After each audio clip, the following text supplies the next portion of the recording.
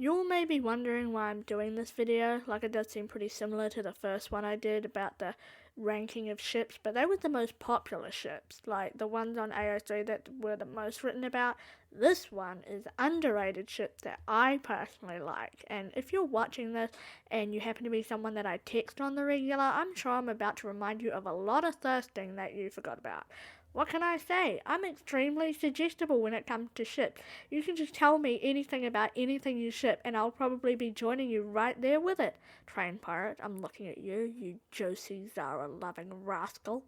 It's not as long as the other one, because there's a lot less ships here. I just picked the 3 ones that I think a lot about and are reasonably unknown. I mean, maybe they are more known because I refuse to shut up about it. I don't know. Enjoy! Number 1.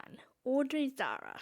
What I find funny is, like, we all know that a lot of relationships in Snowpiercer, in canon and fanon, are horribly codependent, like, to an unhealthy degree. Like, if you read any fic with Melanie or post-season 2 Audrey in it, it'll probably show the other person of their relationships having way too much responsibility for their emotional state.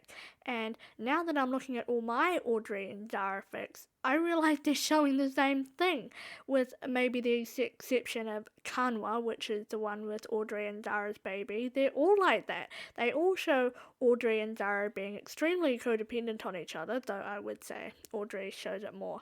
How did we come to find this attractive? How did we come to like this? I'm definitely not a proponent of depend on your lover for everything, but I mean, you can kind of see the appeal a bit, right?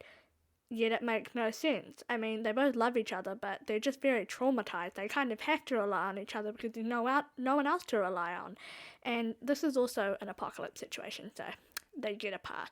And I like them similarly because without them, I wouldn't have anyone to put my caretaker fantasies onto, and I wouldn't have anyone else to write dark psychological shit for. Because that's just how Audrey rolls. I love that. They're very good for stepping outside my comfort zone as a writer, but I haven't really seen any other fics with Audrey, Zarah in them, but then again, I don't really read Snowpiercer stuff unless it shows up on my Tumblr, so maybe I should actually go looking for it every once in a while. Number 2, Icy Bob and Audrey. So, if you'll all cast your mind back to a week or so ago, I wrote an Icy Bob / Audrey fic, and it was very well received, more than I was expecting for combining a background character with a disliked character, but that's how it rolled. And I'm still not 100% clear on why I wrote it. Like, I don't know what the rationale was for sitting down at my computer and typing up a fic with these 2 people in it. And I do remember wanting to do both a sick fic and a mean Wilford fic, but it wasn't going in the direction that I wanted it to go, and I knew definitely that I wanted Audrey to be helped by someone eventually. Like, I'm not made of stone. I want my characters to get catharsis, mostly. But if she's on Big Alice from the jump, there's not a lot of people for her to receive help from. Enter Bob. The rest is history, as you all know, and he's fun to write. I like exploring his humanity and how he feels about it and how other people feel about it. And I like exploring the relationships he has to people around him, knowing that he's this big fuck-off guy who looks like a monster out of fucking H.P. Lovecraft. Not to reveal how nerdy I am by referencing Lovecraft.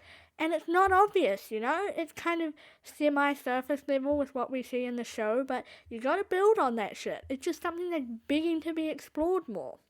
Shall I do a Josie Bob fic? Potentially. He just wants to be understood. He just wants to connect with someone. I haven't gotten this riled up about a character since my Mel Audrey slut days.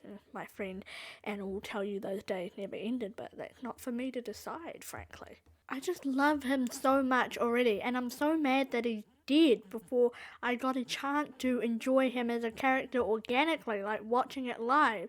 Because, you know, he's dead. We probably won't get new official content of him ever, and it's like, I've arrived after the party is packed up and gone home. Or maybe the party's starting. Who knows? If I may make a bold suggestion, can we just make him alive again? Like, they left it pretty open as to whether or not he's dead. Like, he kind of just slumped back in his bed And they didn't even show us a flatline, for God's sake. We all know that the flatline is the gold standard for dead people in a medical setting and any kind of visual media. Just bring him back. You already brought back Josie, who was literally popsicled to death despite not being treated to the cold at all. Bob's death hangs on such a flimsy pretext. He came, he served cunt, and then he died. Oh God, so bad. I mean, his actor never showed up for season 3, so I guess that's the end of that. But even if they don't bring him back, he's still going to be a regular cast member of my AO3 account. I love that guy. The train left the station, it's never coming back, and y'all are stuck here with me, whether you like it or not. Number 3, Melanie and Nice Wilford. I say the ship is underrated because, I'm not seeing anyone else do a fic with Nice Wilford in it. I've not trademarked him. If you want to go write about him being all hunky to someone else, go for it. I'm not going to be mad about it. It's have I cornered the Nice Wilford niche? Potentially. It's like Gauss's principle. Two competitors cannot coexist in the same space. Why did I do the air quotes? You can't see me. There's something there, I'm sure. My 12th grade biology teacher would be proud. So anyway, Nice Wilford.